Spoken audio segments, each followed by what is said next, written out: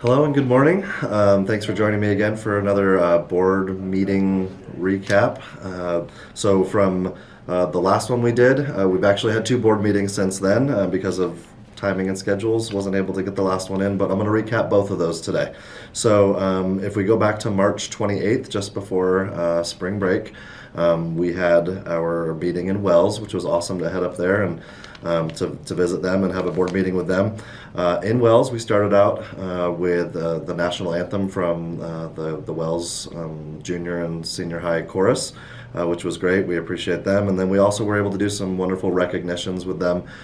We recognized a bunch of FFA students who did awesome at state and qualified for nationals. We also were able to recognize Tanner Hall, a state wrestling champion, as well as Jake Glasscock, a state wrestling runner-up.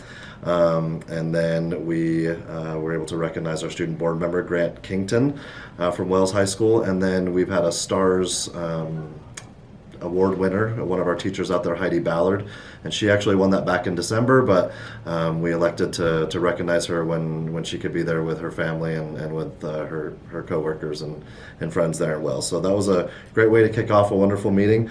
As far as items of business that were covered there, the Board of Trustees approved our firm to conduct the financial audits that we have every year. We are required by NRS to have financial audits, and so the firm that was chosen was Eide Bailey, and that will for at least be this for the audit for the 22-23 year and potentially into the future with them as well. So just always making sure we're being as transparent as possible with our expenses and just the finances that are entrusted to us as a school district. So whether it's through that audit or through our ClearGov portal on our website, we're always trying to do our best to make sure we are very transparent in how we spend those taxpayer funds. If you have any more questions about that, feel free to call central office and we can fill you in more on that. The school board also accepted our strategic plan. The meeting, or I guess several meetings prior, we had presented it. We got input from well over 500, close to 600 students, staff, community members about the strategic plan, and that plan was approved. So we will now use that plan moving forward for the next at least 3 years or so to help guide our decisions and align our resources and time and efforts to make sure we're moving our district forward in the direction it needs to go for our students. After the approval of the strategic plan, the board also approved our school calendars for the next 2 school years. So that's for the 23-24 school year as well as the 24-25 school year. Now, just a quick note on those. We get those kind of voted on and submitted to us through ECTA, which is our teachers union. They pick the calendar or calendars in this case that they want for the upcoming year or years, and the school board approved those. We have submitted those calendars to the Nevada Department of Education. Those have to be submitted prior to May 1st. We've already submitted them, and then we will usually hear within a couple or few weeks after the May 1 deadline. So even though we've approved them, we will not get official word back from the Nevada Department of Education until later in March. Or sorry, in May. I apologize, later in May. Just keep in mind, though, as far as we know historically, we've never had a calendar not approved. So we feel pretty good about where our calendars are, but those are the calendars we have submitted, and we're looking forward to moving forward with that. Next up, the board approved a request for us to submit to the state to have all elementary vacancies approved as critical needs positions. And what that means in a quick nutshell is that allows us to hire back retired teachers to fill in those spots. So gives us an opportunity to have people who may not have otherwise been available to fill in teacher vacancies to be there, and plus obviously seasoned excellent educators who know what they're doing and have our kids in classrooms with great teachers. So that was excellent. And then the board also approved bids for fire alarm system upgrades for both Jackpot and West Wendover High School. And then the last video I did with you, I talked about first readings of policy IHA, which had to do with just changing some language cleanup with our end of course exams, or our EOCs. And so that was, it was a first reading last time, and this time it was approved as a policy change or revision. And then the same thing with policy EDCB, which had to do with student safety and bus conduct. And so those changes were approved, and those policies were made official. And that was everything from the March 28th meeting.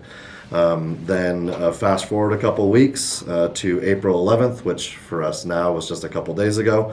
We got to start off our meeting again in excellent fashion by having the national anthem sung by our Elko High School choraleers.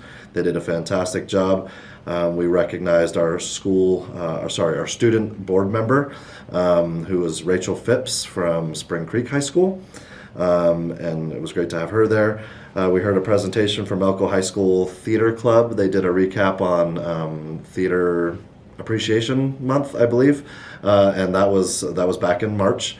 But they presented to us in April, and to hear about all the amazing, not only the amazing things they're doing, but the thing that stuck out to me the most was what theater means to each of them, and how it's helped them with confidence, or with public speaking, or with just being a better student overall, and just to hear how those extracurriculars and co-curricular programs for our students can bolster them in other ways. It's not just a hobby, it's something that has an impact on their lives, and I really appreciate those stories that we got. We were able to recognize Sophia Gaitan, who was the third grand prize winner for the Elko County STEM Fair. And I don't remember the exact title of her project, but it was something like, "Is Writing Really Necessary?" And it was kind of an analysis of the brain science behind writing and the benefits it has, and memorization. And it was a captivating presentation she gave to us. Really appreciate the time she spent talking to us about that. The next thing we were able to do, which was so fantastic, was we were able to present an award to several representatives from Nevada Gold Mines. We had Alyssa Wood, Melissa Schultz, and Chris McEnany, all from Nevada Gold Mines, there with us. And we presented them with an award, really more of a token of appreciation, because we have engaged in what is called the School Violence Prevention Program, which primarily consists of, there's lots of elements to it, but in this case it primarily consisted of necessary upgrades that we need to make to our physical facilities in order to make our schools safer places. And so Nevada Gold Mines has made a significant and generous financial contribution to our school district for the next 2 years in the form of $1 million to help us make those necessary upgrades, which will include improved communication systems. It will include camera installations at every campus. It will also include getting the infrastructure ready for and getting single point entry and digital entry to our campuses. So just a few steps in the right direction of making sure our campuses are safe learning environments and kind of the best possible scenario for our students and staff. So really appreciative to Nevada Gold Mines and to the Community Development Committee for approving that project, and that money is connected to other grants and to our own district, contributing general funds to it. It's a collaboration between entities, and really appreciative to everyone and anyone who puts student safety first and makes sure our kids and their well-being are at the forefront of our minds. Next up was, this is the time of year when we have to have our tentative budget approved, and the tentative budget is just what it sounds like. It's a quick first glance at how much money it looks like we're going to be getting for the upcoming school year, and generally where those things are going to go, those funds, and so it was just a quick, big overview of that tentative budget, and our CFO, Julie Davis, gave a presentation to the board about it. That tentative budget has been submitted to the state, and then at the end of May, we will submit our final budget before heading into the next school year and fiscal year. That budget, and so the tentative budget and the presentation that we're given were both on they're on board docs, which we'll make sure we have a link at the end of this video, and that can be seen. And then, like I said, since we're submitting a final one in late May, at that meeting we'll come back with a final budget. So not the last time we're going to hear about budget here. Very important, connected to that budget is We collect feedback and opinions on our tentative budget during this next 6 or so weeks, and on May 1st here at Central Office we will have a budget forum for the public and for other local leaders who may want to look at that and have questions and give feedback and input, and we absolutely welcome that. More information about that can be found on our district website. Next, the board trustees made appointments to one another for who would attend which graduation ceremony. It's hard to believe that we're approaching graduation already, but it's coming soon. It's less than 2 months away, and so those dates were all listed out, and the board members all just kind of divvied it up and decided who was going to go to which graduation, when, and where. And so those appointments were all made. And then after that, the last piece of business was our quarterly updates from our elementary education director, Candace Turnahue. She spoke about kindergarten and new student registration. That portal has gone live on our website, and there are links there for anyone who needs to register, either a student who is new to ECSD or a kindergartner who's going to be new in that way. And in conjunction with that, if that's something maybe you don't want to tackle on your own, you haven't done it before, you're a little nervous about it, we will have in-person events to assist people in that process next Thursday and Friday, and I believe that is April 20th and 21st, if I have those dates right. Candace also let us know about how the district is going to be piloting counseling programs. So for K-5, more or less, across the district, we have SEL curriculum and counseling programs that can be taught to students to help them in many different ways. And so there are lots of options for that out there. So just like we might pilot a new English textbook, we also are piloting counseling programs, and those pilots will take place throughout the rest of the school year, and we will report back on kind of where we landed with that. If anyone has any questions or wants to see what those programs are, you can certainly reach out to Candace Turnahue here at Central Office. The next update came from Paul Allen, who is our secondary education director. He gave the board updates on Hope Squad, which is the student peer-to-peer suicide prevention program that's going to start taking place at all of our secondary campuses going into next school year. And that very same day of the board meeting, we also had a Hope Squad training here at Central Office, and it was with the staff that will help oversee those programs at those schools.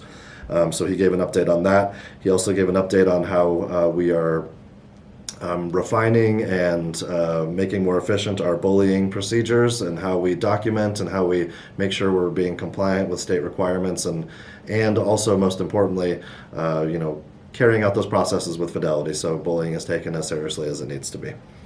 And then we are also finishing up our math textbook adoption piloting, and a decision will be made soon on that, and so that we can expect to see that at upcoming board meetings as well, as we finalize that and make a decision on what our new math textbooks are going to look like, which is exciting because it's been a long time coming, and we're looking forward to having those new resources in the hands of students and teachers.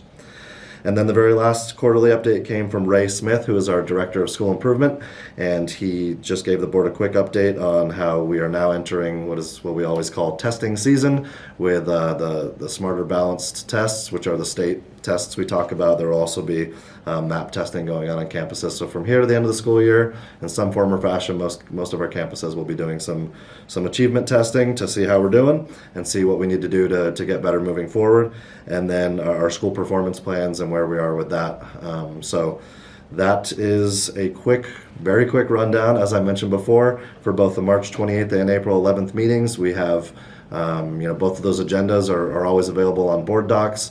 There will be a link to this video to not only both of those agendas, but all of the attachments that go along with each one of these items I've recapped today. Thank you so much for being involved and listening, and look forward to sharing the next meetings with you at the next one.